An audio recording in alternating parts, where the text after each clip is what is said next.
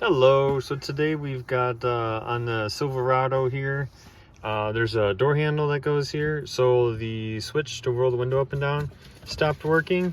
And so you know the switch is back because on the driver's side, if you hit the switch, this window still rolls down. So what I did is I took the handle off. That's just these two that's normally mounted here. On the bottom here, there's a little tab, which has this decorative piece. So this would be sitting on here like this. So on the back, on the bottom side, you'll see there's a little slit. You just push a flathead screwdriver or a flat blade in there, and then it will start popping out, and you just grab it and you just gently work it out. It just held in with a couple of clips.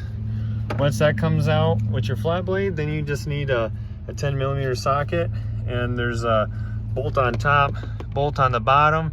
Those come, you unbolt those. This handle comes out. These bolts will fall out, so just be careful not to lose those. Once you do that, then you just gotta put a flat blade through this hole here and push up. This will lift up some. You can then work your screwdriver in here to pry it up a little bit, and then you can use your hand and pop the rest of it off. So then that way you don't get it all chewed up with your flat blade. And then when you flip it over, then here is the window switch. So there's a clip here and here, and then there's the same thing on the other side.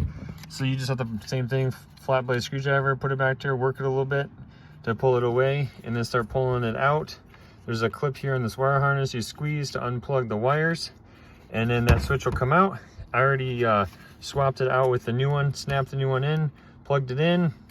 I put the key in and turned it to the auxiliary, and I was able to get the windows to roll up and down. So I know this is good to go. So pretty much I just have to do the reverse order. Just get this all snapped back in, put it all back together, and we are good to go. Thanks for watching. Have a great day. We'll catch you next time.